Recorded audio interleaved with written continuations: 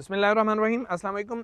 ये नवंबर 2024 का स्टार्ट है और इस वक्त अगर आप एग्रीकल्चर के हालात देखें, ज़मींदार के हालात देखें, ख़ास तौर पे जो फील्ड क्रॉप्स हैं गंदम, मकई, चावल और गन्ना, इनका ज़मींदार बहुत ज़्यादा परेशान है। पिछले चंद सालों से ना तो आपको वो प्रोडक्शन देखने को मिल रही है, ना ही मार्केट के अंदर आपको वो रेट देखने को मिल रहा है, जिसकी वजह से बाज़ जगहों पे हालात इतने ज़्यादा ख़राब हुए कि ज़मींदार जिन्होंने ठेके के ऊपर ज़मीनें ली हुई थी, वो अपनी लगी हुई फसल छोड़कर रातों रात भागे वहाँ से कि हमें नहीं नज़र आता कि हम इस फसल को बेच के अपनी ज़मीन का ठेका भी अदा कर सकेंगे।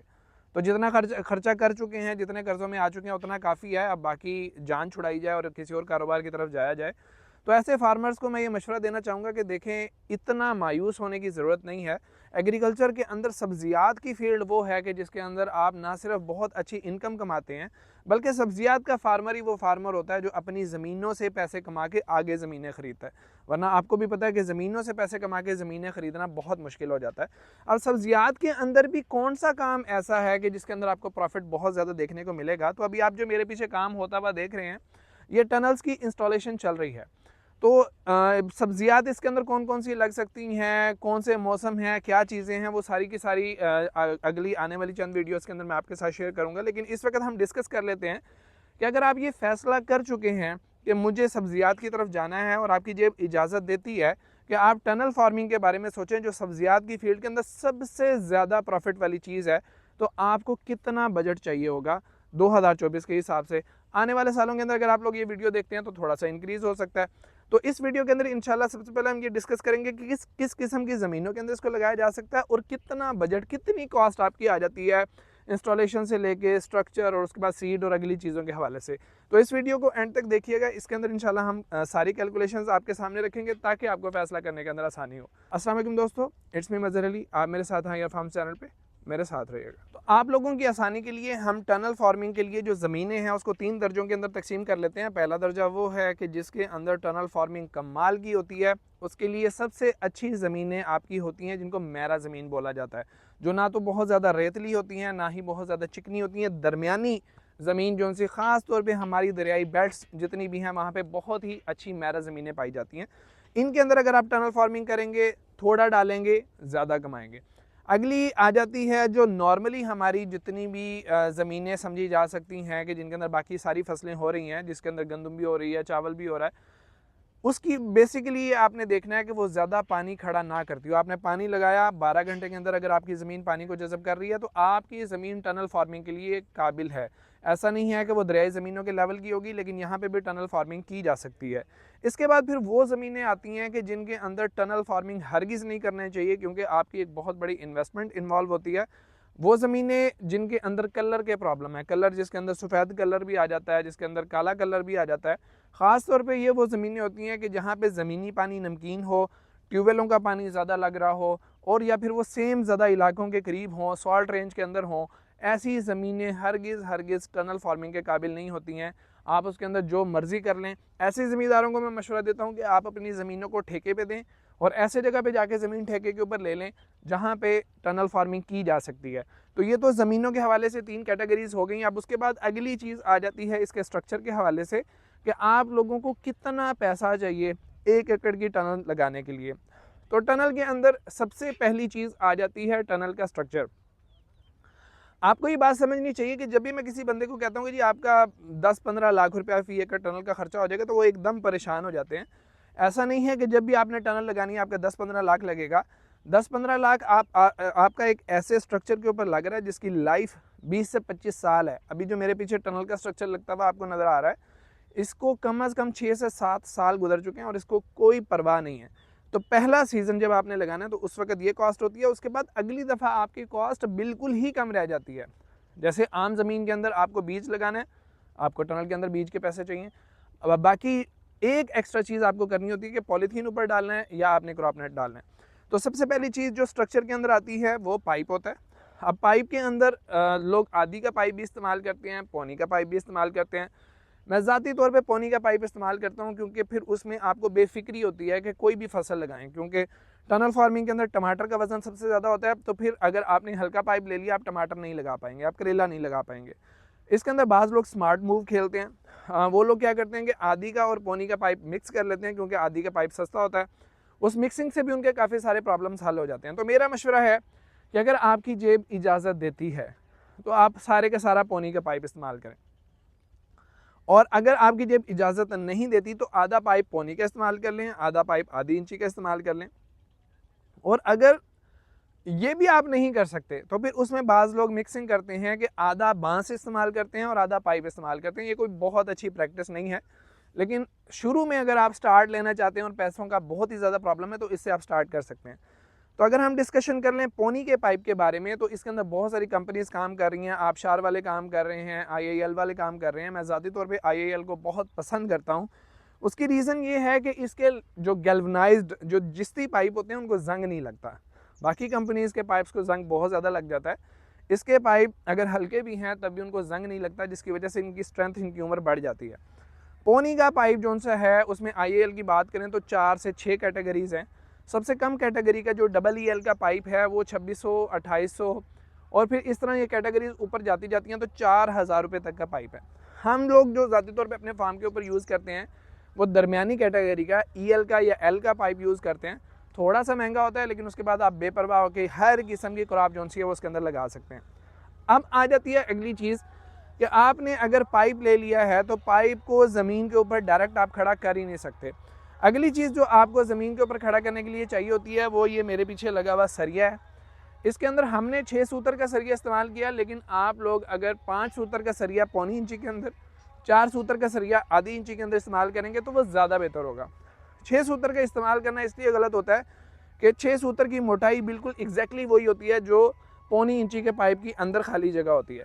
तो ऐसे में अगर आपका जो ऊपर वाला सरिया किसी भी वजह से मोटा हो गया, ऊपर से जब उसको आप किसी भी चीज़ से ठोकने की कोशिश करते हैं तो वो ऊपर से फैल जाता है, तो वो फिर पाइप के अंदर फंसता है। तो 5 जो सूतर है उसका सरिया आपके लिए किसी भी किस्म की प्रॉब्लम क्रिएट नहीं करेगा। आमतौर पे इसका जो वज़न, जो हमें ये 2 फुट का सरिया चाहिए होता है, वो 1.5 किलो के करीब बनता है। तो आपका अगर 300 रुपये किलो रेट है तो उसके हिसाब से आप इसकी कैलकुलेशन कर लें कि आपको कितना सरिया चाहिए होगा। अब पाइप की तादाद की अगर बात करें तो आप अब जो शॉपर वाला टनल लगाते हैं 8 कनाल के अंदर, उसके अंदर आपके 13 टनल बनते हैं। बाज़ लोग इसको 14 पे भी ले जाते हैं, बाज़ लोग इसको 15 पे भी ले जाते हैं, दरमियानी फासला कम करके। तो इन सारी सूरतों के अंदर एक जो स्टैंडर्ड सेट है वो ये है कि एक अगर 200 फुट की लंबाई है या 220 फुट की लंबाई है, उसमें 10-10 फुट आपने दोनों साइडों से छोड़ा, तो जो कंस्ट्रक्शन का एरिया है वो आपका 200 फुट बनता है। वहाँ पे आपको 20 पाइप चाहिए। हर पाइप के साथ आपको 2 सरिये चाहिए। मालियत दोनों चीज़ों की मैं आपको बता चुका हूँ। अब उनके साथ आप अगर 13 टनल बना रहे हैं तो 260 पाइप तकरीबन लग जाता है। अगर आप 14 टनल बना रहे हैं तो 280 बन जाएगा। अगर आप 15 लगा रहे हैं तो 300 पाइप आपका फी एकड़ लग जाता है। अब हर बंदा अगर कैलकुलेट करे तो ये कॉस्ट 7.5 लाख, 8 लाख, 9 लाख के करीब पहुँच जाती है। तो ऐसे में परेशानी होती है कि यार इतना पैसा कहाँ से आएगा। मैं हमेशा ये बात करता हूँ कि देखें, मैं इस चीज़ को बिल्कुल मत सोचें कि आपको 1 एकड़ से ही काम शुरू करना है। आप एक कनाल से काम शुरू कर सकते हैं। मकसद होता है ये देखना कि जो काम आप शुरू करने वाले हैं उसके अंदर प्रॉफिट है या नहीं। इंसानी फितरत है कि जब उसको प्रॉफिट नज़र आ जाता है तो वो पैसे का अरेंज कहीं ना कहीं से कर लेता है। तो 1 कनाल, 2 कनाल, 4 कनाल, यहाँ से जब आपने काम स्टार्ट किया, आपको समझ आ गई कि इस काम के अंदर पैसा है, तो 1 एकड़ या 2 एकड़ लगाना आपके लिए हरगिज़ मसला नहीं रहेगा। तो कोशिश करें कि इसी साल 2024 के अंदर ही कुछ ना कुछ करके आप 2 कनाल, 4 कनाल से काम शुरू कर लें। इसके अंदर कुछ लोग गलती ये करते हैं कि वो 1 कनाल से 2 कनाल से काम शुरू करते हैं, 4 सब्जियाँ उसके अंदर एंटर कर देते हैं। ऐसा हरगिज़ ना करें। खीरे से या करेले से काम शुरू करें, इंशाल्लाह आपका काम आगे बढ़ता जाएगा। तो स्ट्रक्चर जो सा है वो पाइप और सरिया यहाँ पे कंप्लीट हो जाता है। उसके बाद जो अगली चीज़ आपको चाहिए होती है वो है कि आप टनल सर्दियों के अंदर लगा रहे हैं तो आपको शॉपर चाहिए। टनल गर्मियों के अंदर अगर आप लोग लगा रहे हैं तो आपको एंटी इंसेक्ट नेट या टिशू चाहिए। अब जो शॉपर है उसके रेट ऊपर नीचे हो जाते हैं, लेकिन आपको अंदाज़ा रखना है कि 1 एकड़ जो 13 टनल का है वो आपको 1 लाख का शॉपर तकरीबन लगेगा। और एंटी इंसेक्ट नेट की अगर बात करें तो 1 एकड़ के अंदर आपका तकरीबन 12 से 13 रोल लग जाते हैं, और एक रोल जो सा है वो 50,000 के अराउंड आपको मिलता है। टिशू की बात करें जिसकी लाइफ 1 साल होती है, लेकिन एंटी इंसेक्ट नेट के अंदर ये बात याद रखें कि वो फिर 10 सीज़न आपका चलता है। टिशू 1 सीज़न चलता है, उसकी कॉस्ट तकरीबन 80 से 85,000 फी एकड़ आती है। तो ये वो चीज़ें हो गई जो आपको टनल को ऊपर से कवर करने के लिए चाहिए। अब स्ट्रक्चर यहाँ पे आके आपका कंप्लीट हो जाता है। अब अगली चीज़ आ जाती है कि आपने जिस किस्म की फसल टनल के अंदर लगानी है उस किस्म की चीज़ टनल के अंदर लगेगी। अगर आप बेल वाली फसल लगा रहे हैं तो आपको क्रॉप नेट की ज़रूरत होगी। अगर आप बेल वाली फसल नहीं लगा रहे तो आपको क्रॉप नेट की बचत हो जाएगी। अब अगर आप करेला या खीरा लगा रहे हैं, जैसे ये करेले के लिए टनल लग रहा है, उधर खीरे के लिए लगा हुआ है, तो उस सूरत में एक टनल के अंदर अगर करेला लगा रहे हैं तो 4 जाल लगते हैं। एक जाल अराउंड 400, 420, 430 के होता है। ऊपर वाला जाल जो सा 1200, 1250 के आसपास होता है। तो एक टनल के अंदर 4 जाल आपको चाहिए, और अगर खीरा लगा रहे हैं तो 5 से 6 जाल चाहिए। तो यहाँ पे आप जाल की कैलकुलेशंस कर सकते हैं। उसके बाद अगली चीज़ ये होती है कि जाल जो सा है उसको किस चीज़ से आपने टनल के अंदर लटकाना है। वो पॉली वायर होती है। तो पॉली वायर जो सी होती है वो एक रोल के अंदर 1800 से 1900 मीटर के करीब होती है, और एक रोल की प्राइस जो सी है वो 8000, 8500, डिपेंड ऑन क्वालिटी। तो ये तकरीबन आपके खीरे के अंदर 3 से 4 रोल लग जाते हैं, करेले के अंदर भी इतने ही लग जाते हैं। दूसरी चीज़ें लगा रहे हैं तो वो रोल कम होते चले जाते हैं। तो ये स्ट्रक्चर यहाँ पे आके अंदर वाला जोन सा है वो कंप्लीट हो गया। आप अपने पैसों की कैलकुलेशंस यहाँ पे कर सकते हैं। जब आप लोगों ने सारे का सारा स्ट्रक्चर कंप्लीट कर लिया, इस वक्त मुझे उम्मीद है कि कागज़ के ऊपर आपकी कैलकुलेशंस हो चुकी होंगी कि 1 एकड़ का टनल लगाने के लिए कितने पैसे चाहिए। अब आ जाती है इसकी इंस्टॉलेशन कॉस्ट, लेबर कितनी आपको इंस्टॉलेशन के वक्त चाहिए। तो आम तौर पे जो 20 से 25 हज़ार रुपये हैं वो 1 एकड़ के ऊपर आपकी कॉस्ट आ जाती है टनल को कम्प्लीटली इंस्टॉल करने के अंदर। पाइप आपने खड़ा करना है, सरिया आपने गाड़ना है, शॉपर डालना है, क्रॉप नेट लगाना है, सीड लगाना है। 25 हज़ार के अंदर तकरीबन ये सारा काम हो जाता है। लेकिन बाद इलाकों के अंदर लेबर सस्ती होती है, बाद इलाकों में लेबर महंगी होती है, तो उस हिसाब से 2-4 हज़ार के ऊपर वेरिएशन आ सकती है।